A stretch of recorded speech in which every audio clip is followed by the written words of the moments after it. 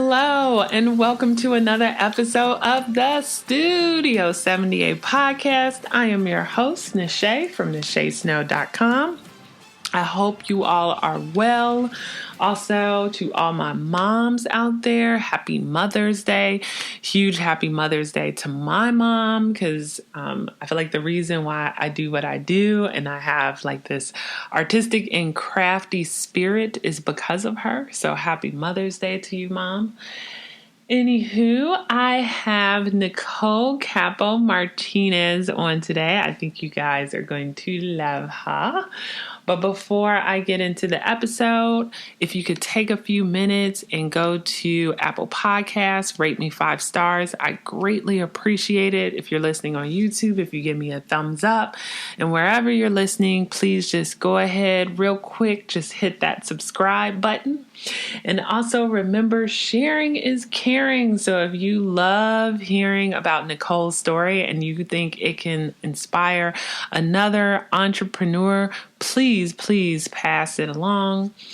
And of course, don't forget, you guys can get 2 months free of Skillshare when you go to NacheSnow.com/Skillshare. And not only that, you can take my course, How to Organize Your Life to Make Time for Your Passions. So definitely check it out. And if you're already on Skillshare, just search my name and the class will come right up. And no more to come. I'm working on some goodies, some printables for you guys. I'm really excited about that. I have all these ideas for what I want to put in the shop this year. So yeah, just really, really excited. So stay tuned.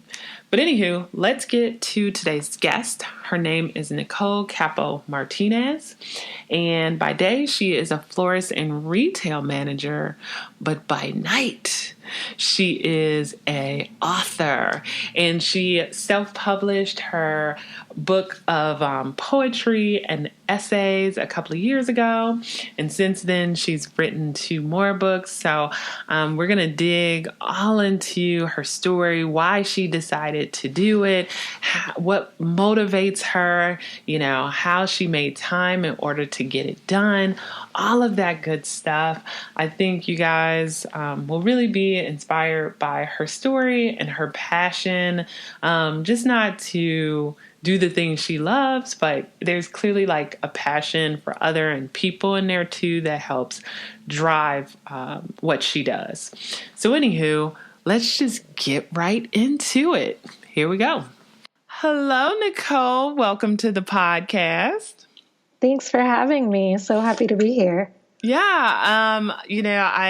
It's so funny. I was just telling another guest I interviewed earlier, I'm like a total stalker. So, cause I'm looking for guests, I see something and then I'm like, ooh, is this person right? And then I look at all their Instagram accounts and look at all their websites. It's like crazy. But I've totally been stalking you and you're like a woman after my own heart, because it feels like you're like multi-passionate like me. And so you're like in a little bit of everything. So I can't wait to kind of just dig into like all the things. Yeah. But for the listeners out there, can you just tell them a little bit about you and your background? Absolutely. So my background is actually in journalism. My degree is in journalism, and I had this idea that I wanted to work in broadcast after college. And after trying that for a little bit, realized it wasn't for me. I needed more of a creative field than what I was doing, which was kind of, like big box corporate job. And I just kind of decided to try hopping around and doing a couple different things. So I wound up working in the food industry. I've worked in retail. I've worked for artists as an admin. And now I'm working kind of in a combination of things as a florist and retail manager. As a florist and retail manager, and I know you work at She Loves Me, which is like, it's so beautiful. It's like, I mean, like all the pictures that you got to post is so gorgeous. But from there, so you're working as a florist and retail manager, but I know that you have like a couple of books out and a few other things going. So can you tell me just how you got started? Like, why did you decide? Because I have a lot of people who listen to the show that also work like a 9 to 5, but then they're doing their passions on the side, or they want to do it on the side. So I'm just curious, like, what made you decide to do some of your endeavors, and if you could just go into what they are. Absolutely. So I've always been a writer. That's always been the thing that's motivated me. I wanted to study creative writing in college, and my mother convinced me to study a more practical field, which ended up being journalism, which, now I'm not really doing journalism. So that ended up really well. But yeah, I've always written, and my writing has taken a lot of different forms, but I mostly have focused on poetry. That's just what I've always been drawn to. And a couple of years ago, I think it was 2 years ago, I was working a job where I was feeling very unfulfilled creatively, and found myself with a lot of free time to kind of think about things that I wanted to be doing. And so I kind of pushed myself to, work on a project. I told myself, I have 2 months or whatever the amount of time was. And I want to try to just put something together in that amount of time. I don't know what it's going to look like. I don't know what the final shape of it will be, but I just want to do something. It was also right after the last presidential election. We were all feeling very, disheartened and kind of disappointed with things that were going on. We were all feeling just not in a very safe space emotionally. And so I was trying to kind of use that hurt and that fear and make something pretty with it. And so that's where my first book came from, which is What Makes You Soft. And it's just kind of a collection of really short essays and poetry that are really just about finding softness in everyday things, and as we grow and as we become the people that we are, just where the moments of softness are. Now, so what's funny is, because I know a couple of people who are writers, and they're like, oh, I have this book, Nache. I'm going to get this book out one day, right? And I'm 2 years later, I'm like, where's your book? Well, I'm kind of, so a lot of people say they're going to do something, right? So for you, how did you get it done? Did you just say you know what, I'm going to, give myself a couple of months, and then I'm going to go on Amazon? What was your process for making sure you actually came out with a published product? Yeah, it was definitely really daunting. I'd always wanted to write a book. And, since I was a kid, I always wanted to write a book. And I'm at this point where I'm like, oh, am I actually writing a book right now? And what I will say is, I have multiple books that I have started writing. If you look at my Google Drive, it's this sad graveyard of stories that never went anywhere. And I really just needed to complete something for myself. And I think that was what was motivating me to get through. It helped too that I was really working a job where I had a lot of downtime. So I spent a lot of that downtime just writing my own work. And really, I was at a point where I just needed something to kind of help me get through that moment. And I needed to feel like I had something that was mine, that I had put together with my own two hands.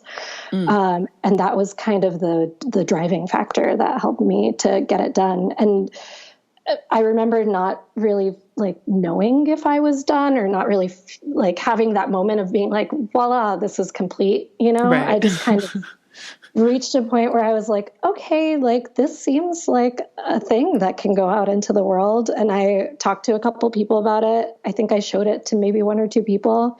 And they were like, go for it. This is great. And that was kind of all the motivation I needed. So I went for it, not really knowing what would happen or, you know, if people would buy it, Right.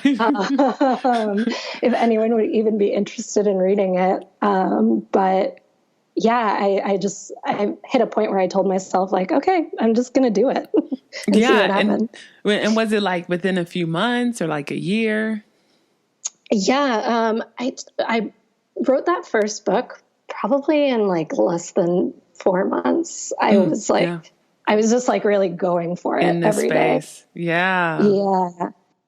I like knew what I wanted to say in a way that like just kind of forced me to just like let the words out, you know? Yeah. No, I totally get it. And then, you know, so once you're like, okay, this feels complete. I've shown it to a few people. You know, you know, at that point, like you could have, of course, like pitched a book to a few places or decide to self-publish. So kind of what was like your next steps from there? Yeah. So at that time, I was feeling really inspired by zines and just like small indie like chapbook publishers. And I kind of just wanted to see if I could do something myself without having to go through other people. Mostly because I kind of hit a point where I was like, okay, I'm going to do it. So now I just need to do it. Like if I keep having this in my hands, I'm going to have it in my hands forever and never put it out into the world. Mm-hmm. So I was like, you know, I just need to publish it. I just need to put it out, and just kind of get it out of my hands and out into the world. And so I looked into what it takes to self-publish, and it's super easy. Anyone can publish a book, which is amazing. And, you know, I hate to be someone who supports big companies like Amazon, but they have a really great self-publishing platform. But I mean, right. But a lot of indie authors and like people who are like selling products, right? It's the perfect platform to get started. It totally is. If you want to do something and you don't feel like you're ready to like pitch a book to publishing companies or, you know, pitch a product to stores, Amazon actually makes it really easy for you to like kind of test stuff out with them. And the nice thing about the self-publishing platform that they use is that it's pay per print. So you don't even have to pay anything to publish your book. They basically just take a cut of every book that you sell, and that's where they get paid from, which, you know, it's twofold. It means that you're not getting as much money as you potentially could for your book, but it also means that you don't have to like pay anyone to just publish your book. Like you put the book up on their platform, you go through all the motions that they make you go through, and then you hit publish, and that's it. Voila. It's totally free. Yeah. Which is pretty amazing when you're, you know, someone who doesn't have money to put towards publishing or marketing or whatever. You can just easily put your product out on their big website that literally everyone looks at some point. Yeah. And it makes it really easy for people to buy it from you. And so, you know, once you've published it, you know, one part, which I admittedly, you know, sometimes it's like I'm lazy at it. I wouldn't say I suck at it because if I put my mind to it and I market something, it's great. But sometimes I'm just like, I don't feel like marketing because I'm lazy. Like people will find it, right? So for you, you know, you published this book. What did you do to get people to know it's out there? Were you kind of just like, oh, hopefully the algorithm will send people my way? Or did you really work hard to be like, hey, folks, there's this book out there. Come support me? Yeah. So for that first one, I definitely made a big push. I was very excited about it. I'd never done anything like that before. So I was posting about it everywhere. I was talking about it to like as many people as I could. And I was, I've been working with Duende District, which is a really great pop-up bookstore around DC and in Albuquerque.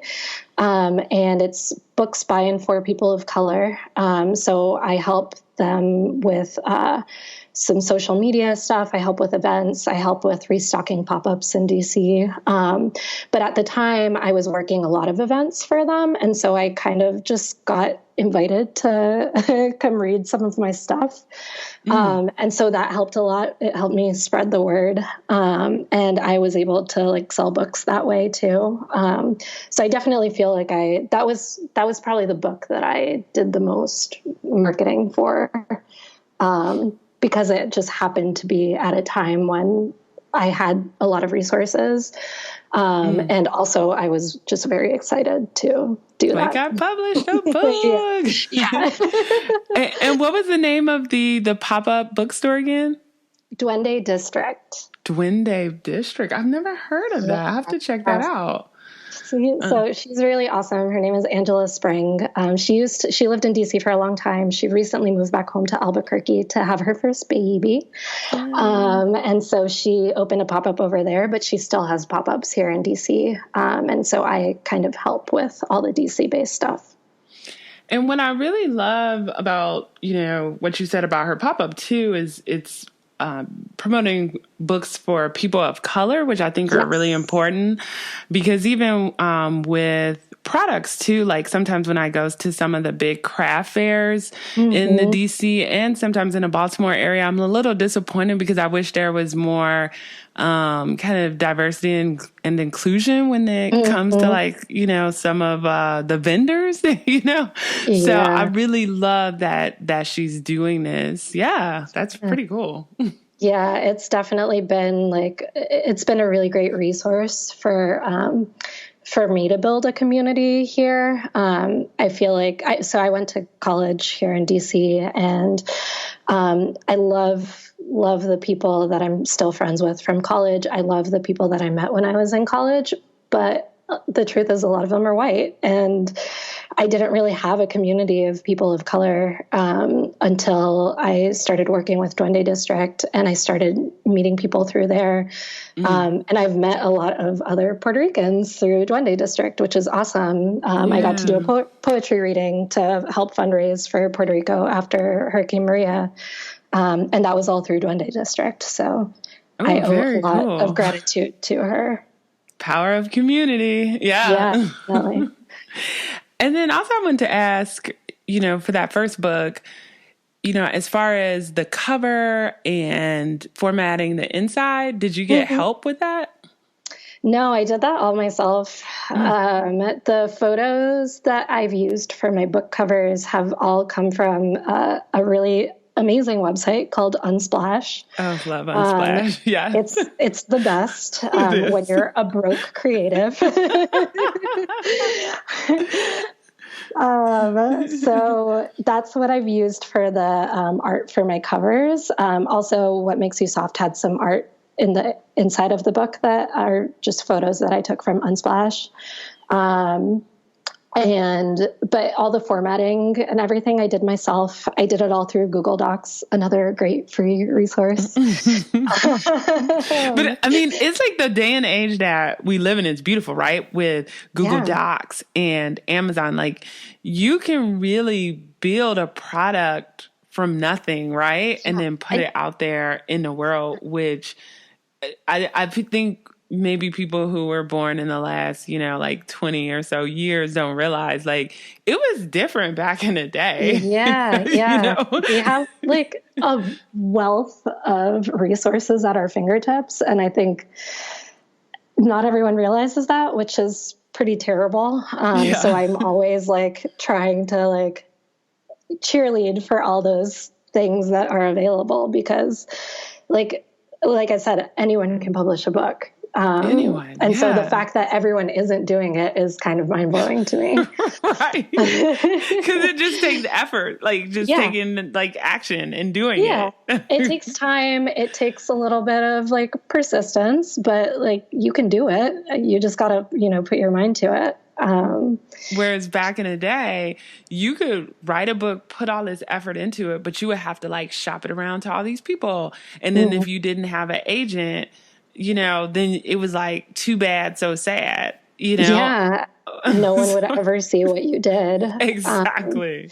And even now I talk to people who are publishing books today through like traditional methods. And what I hear is that you end up being your own like marketing person, agent, like you end up doing all the work yourself anyway. So, I mean, there's obviously benefits to publishing through like a publishing company. But there's also like so many benefits to just doing it yourself. No, I agree. I, interviewed people on the podcast, and I remember one person saying like, she basically, she went through a publisher. Her book is great, her recipe book, but she organized all the events around the U.S., right? It's not like that publisher is paying her to fly all these different places, paying, you're still doing the work to promote the book that the publisher is publishing. It's crazy. I mean, the publishing companies aren't making money the way that they used to. And so they have to like figure out how to do stuff on budgets. And, it's a changing world. It's the same way with the journalism industry. People aren't buying as many newspapers. So they don't have staff writers on newspapers anymore. People are working freelance jobs more to write. And, we just have to learn to adapt to the world as it changes. Yeah.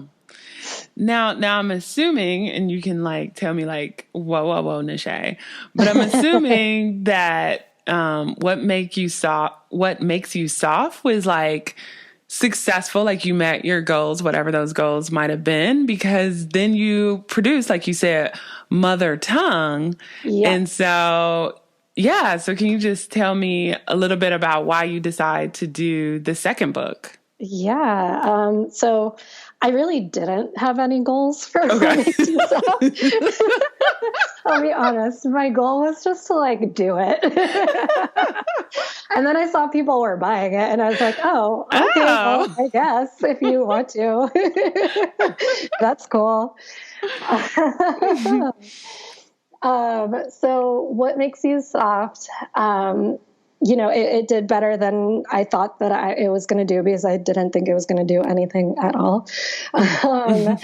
And then Hurricane Maria hit, and I was just feeling very like impotent, and I wanted to go home and help, but all the advice people were being given who were not on the island was to just stay where you were and try to support the island by like making donations to organizations that were already on the ground, or sending supplies, or like helping by like organizing from afar, basically. So I was at a point where I was just feeling very raw, like my whole family is back there. And I just wanted to do something with all of that feeling, and kind of put it into something that felt productive, or that felt like it could make some kind of a change or some kind of a difference. So I started writing pieces that were very specifically about just my experience growing up there. And I have a little bit of a unique experience at least from like my family and a lot of my friends, in that I was born in Puerto Rico, but then we immediately moved back to the U.S. And I lived in the U.S. for 7 years before we actually moved back to Puerto Rico. So when I moved back home, I moved back more as an American than I did as a Puerto Rican. My English was much better than my Spanish. When I spoke in Spanish, I had a very thick accent.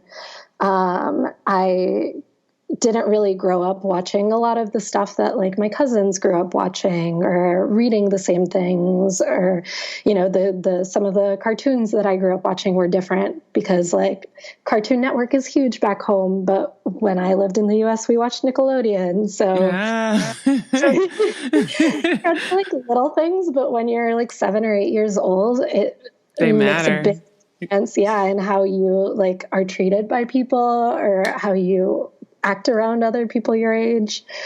So, you know, a lot of what I wrote about growing up has to do with my experience specifically as someone who felt like an outsider while also feeling like this is my home and this is the place that I belong. And how I just like have come to terms with that as I've grown older and really just like faced all of those things that, you know, seriously like made me crumble. Even though I felt like an outsider for a lot of it, it was still a place that felt like home. So when I wrote Mother Tongue, I was writing from a place of both like confronting those issues, but also like just embracing that that's my story and who I am, and where I come from. No, I love that. So you have like 2 books out now. Yes. Well, technically I have 3 books out. Oh. But so I wrote a third book, which is a collection of poetry that I've been working on. It's basically an accumulation of poems from the last like decade of my life, with a lot of stuff that's recent, but also some things that were written probably 10 years ago. But I was trying to include also some illustrations in it in color, and the printing costs just became so much higher because of printing in color, that I had to put a price tag on it that I just didn't really feel comfortable with. So I pulled it, and my goal for this year is to redo some of those illustrations in black and white so I can print the book in black and white and do it at a price point that doesn't make me cringe every time I look at it. Right. I know. Yeah. So coming soon. Even though people are willing to pay money for like a really good high quality book, because it's like a coffee table book, right? Like they'll spend like $30-$40 if it's like a really beautiful book. So yeah, I think for me, like one of my biggest goals, especially as a woman of color, is to make things as accessible as possible. Oh, no. Yeah. Yeah. And while I would love to be swimming in money, that's always the goal. I am more so interested in making sure that anyone who wants something that I make, that they are able to access it regardless of, you know, how much money they're making or where they are. So, it just didn't sit well with me to have it be at a higher price point. Yeah. No, that's absolutely fair. So people, stay tuned. This book coming soon-ish, right? Soon. Now, question for you, because so your website, which is gorgeous. I love your website. Thank you. I spent a really long time making it, so thank you. No, it's beautiful. I love the colors. I love like the photo, like everything. And you know, those of you who've been listening for a while, you know, I'm like a real snob when it comes to websites because I have a design background. So you need to, I will have her website in the show notes, Nicole Capó Martínez, but .com. It'll be in the show notes. But I just love everything about it. It looks great when you're looking at it on the computer, and it's also mobile friendly too. But on the website, you know, you have a little bit about your writing, but you also have about modeling. So can you tell me a little bit about that, which is very Yes. different from writing? It is. So modeling is more of a hobby that I don't really take too seriously, but it's something that I really love. And it's funny because up until probably a couple of years ago, I hated people taking pictures of me. I hated having to like pose in front of the camera. But over the last couple of years, I've really like learned to love it. Now I think part of it is like that we're in the age of selfies, right? So you always have a camera with you. It's always so easy to just take photos. But I don't know. It just has been something really fun that I've gotten to do, mostly with friends who need photos for their products or for their businesses, or friends who are photographers. But it kind of started as a joke, and I put this on my website, but I can't even remember. Oh, okay. So it was back when I worked at Salt and Sundry. I was one of the managers for the shop. They were doing a piece for Washingtonian about, or I think it was the Washington Post Express, about summer picnics. And so we were basically just styling a summer picnic for them. And they wanted to have people in the photos, but no one that I was with wanted to actually be in the photos. So I was like, all right, well, I dressed up for this, so you can take photos of me. And the big photo that they ended up using for the piece was a photo of me sitting on this picnic blanket with like food and plates and stuff around me. So one of my fellow managers made a lighthearted joke about how, I'm Nicole Capó, friend, model, DJ. And I kind of ran with that. And I've gotten some like requests just from friends for other photo shoots. And I volunteered myself as well for photo shoots. And it's just a really fun thing to do every now and then. I love the opportunity to get dressed up, and I don't really do much in my daily life that allows me to get dressed up, but I have all these fun clothes in my closet that I just am itching to wear. So modeling gives me a chance to do that. And I love having pretty pictures of myself. Who doesn't love having pretty pictures of themselves? I'm sorry. You can probably hear my cat meowing in the background. That's totally fine. He decided to join us.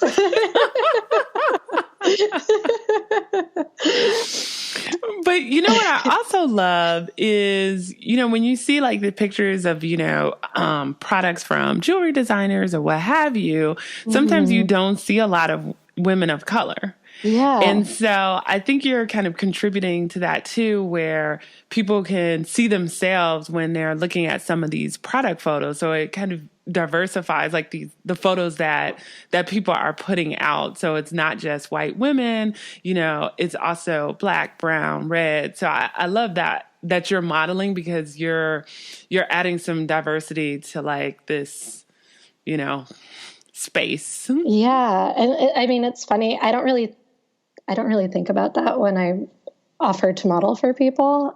But especially lately, I've been helping, like my mom just quit her job and started her own business. And so I've been helping her put materials together for her, and like help her with her website and everything. And so I've been trying to find stock images that I can use with people of color, because she owns a business in Puerto Rico.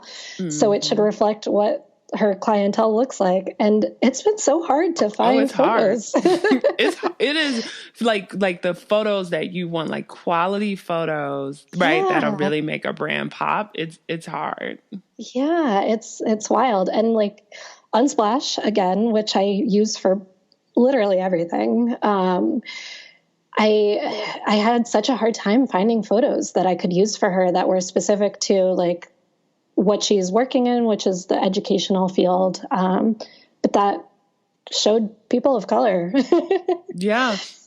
Because I think the there's like a few websites out there, but they're not usually free. But I mean, it's good to, of course, if you have the budget, to support the ones that are paid also. But there's one called like tonal, TONL.co that I used for a few of my photos. But it is really hard to find like websites that have like very diverse stock photos with the kind of like the setup and the style that I like for my brand. Yeah. But that was like one of the places where I found them. But no, I totally get you. It's difficult. Yeah. I mean, and totally on board with you. Always want to support artists as much as possible. But, you know, in the realm of things that are free, there really isn't there aren't a lot of options. And so you got to kind of shell out for stuff, which if you have the budget and you can, that's great. And if you don't have the budget, then you're kind of stuck just using whatever you can find, which isn't always great, especially when you're like starting a new business and you want to show quality images, to try to get customers or clients. It's tough. It's tough out here.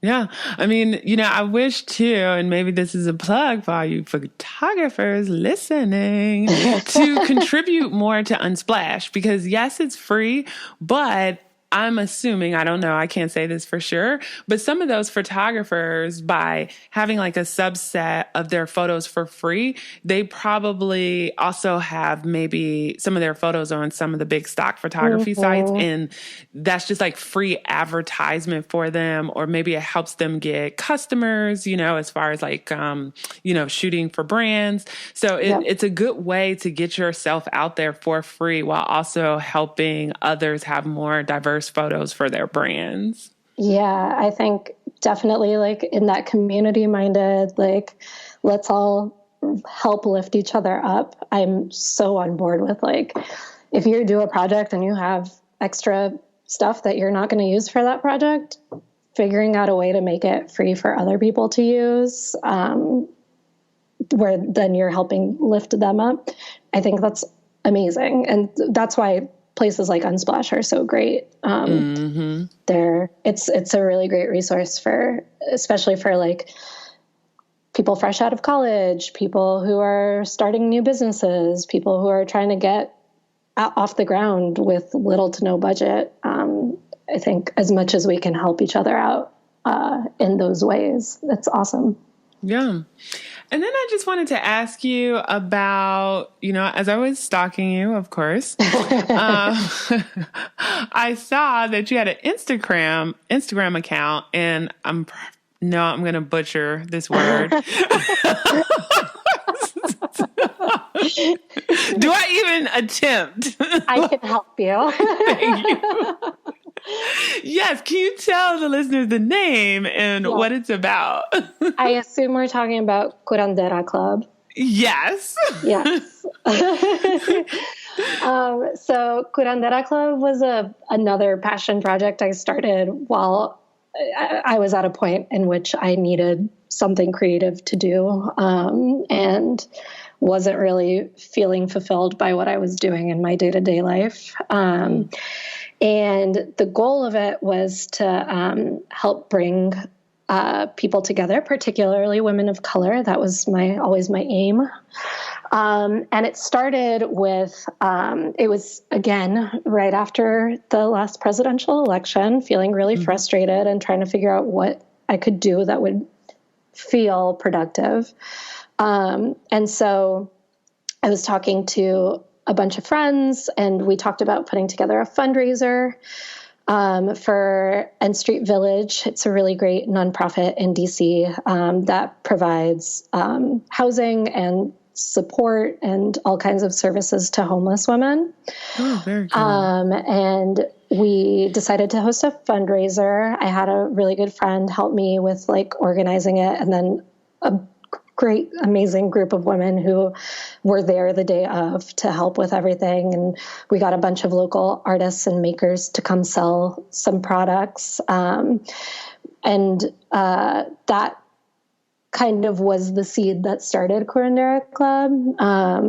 After that, I put together a couple other events, fundraisers, meetings, book club, and the idea being that it was just like a space of wellness for women of color that existed both online and in real life. So there was a website. The website is now gone because I wasn't really using it anymore. It has outlived its life. But the Instagram is still around for anyone who wants to look at that. The idea came from, so curanderas are healing women in Latin American culture who basically work with all natural remedies. So they're like doctor witch women. But I mean, and if you guys go there, you know, like kind of like the tagline is like women practicing radical self-love. And I love like all of the illustrations and the tone and the vibe of it. Now, did you do the illustrations or did you have people contribute, you know, graphics? Yeah, I think all of them are mine. I would need to go back and double check, but I believe like, all of the illustrations that are on there are ones that I did. But no, I love it because it's giving back to the community. It's and it just inspiring women to like love themselves and you know, because I think, you know, I hear it a lot where people, I don't know, I can't explain it, but I feel like a lot of women that I've talked to just feel like they're not good enough or they get caught up in this comparison trap or, you know, it's something. And I really do believe like we need to like help each other. Like, no, you're actually amazing. You can do this. You know what I'm saying? Like, I've got you. Like, absolutely. Like you were put on this earth for a reason. Like, So no, I love it. And, I'll definitely too put, a link to, the group that you mentioned in the show notes, just in case anybody wants to donate to them. Yes. And Street Village, they're great. And if anyone wants to donate to them, there's another option as well through She Loves Me, where I work now. We do Women Crush Wednesday bouquet. We offer it once a month. I'm not sure when the next one will be just because we've been kind of reworking on stuff. But Women Crush Wednesday, keep an eye out for it. We make a bouquet. You can send it to your woman crush, and a portion of the proceeds go to End Street Village. Well, I just had a few wrap-up questions. The first one is, how do you stay organized? Any tools, software, techniques that you can suggest? Oh my gosh. I will say I live and die by my Google Calendar. It took me a really long time to embrace it. I mean, like years of people sending me invites and me being like, Google Calendar, who needs that? And trying to use like notebook calendars because I love writing. So I was like, as a writer, I must like physically write things down. And then I would do that for like a week and forget about the agenda and leave it somewhere collecting dust. Right. Like, wait a minute. But once I finally decided to embrace the Google Calendar, I realized how amazing it is. It is. It's like you can put your whole life in there. It's incredible. If something happened tomorrow, like I'm knocking on wood right now, but if something happened tomorrow and the Google Calendar app was shut down forever, I would probably lose my mind. Like, what am I supposed to do today? Yeah, what do I do now? I have no idea. It's all gone. Google Calendar really just keeps me organized with everything. It's the app that I live and die by. And then another question I've been asking this season is, because my listeners are really interested in this, is how do you stay motivated? And so for you, you know, you have like a 9 to 5 and then you have these other things that you do on the side. How do you keep going and, you know, and not say like, meh, you know what? I'm not working on that third book, you know, like what keeps you motivated? Yeah. I mean, honestly, that's probably the toughest part. I'm not going to lie. I've been wanting to finish wrapping up this third book for a couple months now, and I just have not been able to get myself to sit down and do it. And I'm definitely someone who believes that, you know, there's a time and place for everything. So when I believe that there will be a moment when I'm going to say, okay, I'm going to sit down and actually do this now. But I do think that you can't always wait for that moment. If you do, you're just never going to get stuff done. So a part of it definitely has to come from you. I think that as terrible as this is to say, feeling really unfulfilled in your daily life is a huge motivating factor for getting stuff done. The moment in which I have been the most upset about my work, like my daily job, are the moments in which I feel like my creative work has really like shown, because that was what I was putting my passion into. So as much as I hate to say that, it really helps to have a day job that you hate. No, I totally get it, because if you have like a position where you're like, oh, this is, you know, pretty cool, I'm fulfilled, even if it doesn't even have to be like amazing. Yeah. It's just a little bit harder. But if you're in a job where you're just like, oh my goodness, it's easier where you're like, I need to get this done. Like, because maybe this will help me make some changes, right? Like, yeah. I mean, I always think of like how J.K. Rowling wrote Harry Potter while she worked some like administrative assistant job that she hated, and she ended up getting fired from it because she was just writing Harry Potter the whole time. But like, I honestly think that that's probably the truth for like 99% of creative people who work a full-time job, is they just like hate their jobs and they're like working on a thing that they love on the side. Yeah. And then if you don't, it's just, you have to work. If you don't hate your job, it's like, you just have to work just a little bit harder to like stay focused, because you don't have that little thing nagging you to get it done. Yeah. That desire. Yeah. I do think that it helps to have a support community. So like if you're a writer, being in a writer's group, or, you know, having friends who are writers who you can kind of work with on accountability. If you're, you know, a maker, having a group of other makers around you who maybe you don't like meet regularly, but just someone that you can like text occasionally or call, or even, you know, if you're a maker and you're selling at markets, people that you're seeing regularly at markets, having that kind of community around you is really, really helpful. I will say, like, when I was writing my first 2 books, I was talking a lot to other local poets, and especially other Puerto Rican poets. And it was so inspiring, not even to like talk about like what I was working on with them, but just like seeing what they were doing, and being around them just like made me want to work on my own stuff, you know, because you see other people doing that who are your age, or they're from where you're from, and you're like, well, if they're doing it, then I can definitely do it. No, there's like a lot of validity in that, because like I have like a lot of really good friends that aren't creative, which I love them. So if you guys are listening now, I love you guys.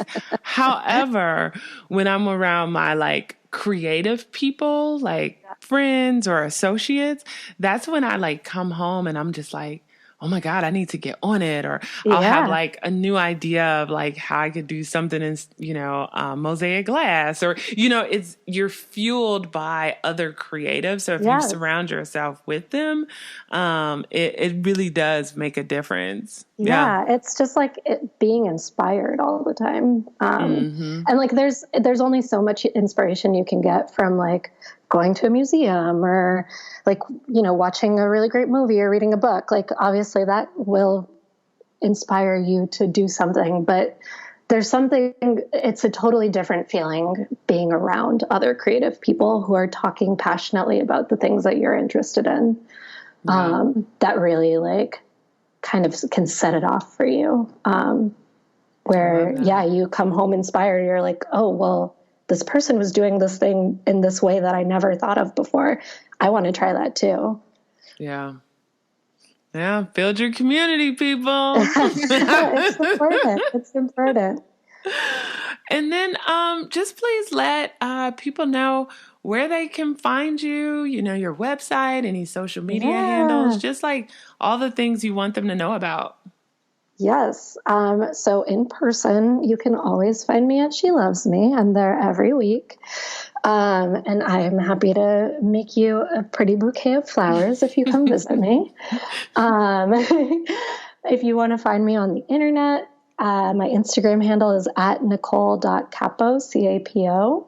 And my website is nicolecapomartinez.com.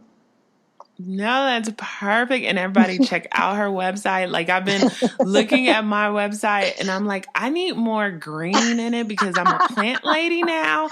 And every time I look at your website, I'm like, I feel like I need to add some like leaves and flowers. Yes. I am, for a very long time, I was living in this very like Swedish minimalist world where I wanted everything to be white and, just like a pop of color here and there. And I got so sick of it over the last couple of years that I was like, my website will not be white. Well, you totally went in the opposite direction. Yep. I was like, we're going greens, we're going pinks, we're going whatever other color I can put in there. I love it. Like people who know me know that number one, I'm addicted to green and I'm up to like 10 plants now. So when I see your website, it has like all the components that I like. So I'm like, I feel like I need to step up my website now. Well, I'm happy and you have illustrations too. And I love that. Well, thank you again for coming on to the podcast. I really enjoyed this conversation and appreciate you sharing your story. Yeah, thank you so much for having me. This was so much fun. Well, I hope you guys enjoyed that episode. Nicole, thanks again for coming on and sharing your story and your thoughts and your passion for what you do. I'll just say this, people. Some people have feelings about Amazon. I know. But let me tell you something. If you want to get your stuff out there, they are the best place to go. They are great for indie authors. And also, even just selling products, like if we're not even talking about books, like some people don't even know about Amazon Handmade.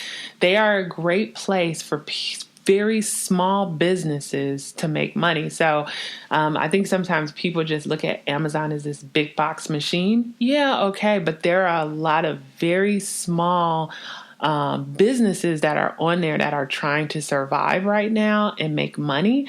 And so think about that, where are those businesses and those authors, and definitely support them, because if it wasn't for a place like Amazon, they wouldn't be able to sell their stuff because no one would buy it because of shipping costs, or the cost of production elsewhere to produce the book would be so high that they wouldn't be able to do it. So yes, there's some pros and cons, but there are a lot of pros for someone who is trying to save money and to reach a large amount of people. And it's really easy to set up. Also, I go through Ingram Sparks for my hardcover book, but my softcover book, actually, I just set it up through Amazon. So, consider that. If you have a book in you, get it out there. There's literally no excuse. You could write it this weekend, put it on Amazon next week, and promote it the week after. Like, you are the person that can make your dreams come true. All you have to do is make that effort and actually do it. And then I also liked how she talked about how she marketed her first book by doing like some readings at pop-up shops. And that just kind of goes to me as like the hunger to get your stuff out there. And we all suffer from it. I do too. Like I've talked about it on the show before. I don't really like the marketing. Like I know what I should do, but I love just generating content. And I'm like, but if I don't market, no one will see the content. So just remember, if you do decide to go for it, that's great, but make sure you actually have the confidence and the drive and the will to like put your stuff out there, so people can actually discover who you are. And then the last thing that I just wanted to mention that we talked about was like Unsplash, which has been mentioned by some other folks before, which is like a free stock photography site. And it's great. You could use it for commercial products too. It's just amazing. But I just challenge all my photographers that are listening, and I know there are some listening, to take more pictures and put them on there of diverse people, because there is a need for that. And I am all about charging for your services, but this is just one way to get exposure. So you could just have a few key photos that you put on there, and hopefully that might drive more business as people credit you when they use it in their products. So just something to think about. But regardless, if you ever need photos, you guys should definitely check out Unsplash. I've used them before too, along with some other paid stock photography sites. Anywho, all right, if you love this episode, sharing is caring. Please share. Also, rate me 5 stars on Apple Podcasts. I greatly appreciate it. Thumbs up on YouTube. Subscribe everywhere. And the episode number is 108, so you can find the show notes at nachesnow.com/108. All of the links are there, from her books, What Makes You Soft, to the Kindle Direct Publishing for Amazon, to Duende District, the book, the pop-up shop she mentioned, to the charity she mentioned, which was In Street Village. I have all of that over there, nachesnow.com/108. And while you're over there, just sign up for my newsletter. Sometimes I just like sending out a love letter here and there. Anyway, stay safe, people. Stay healthy. And I'll chat with you guys next week. Take care. Bye.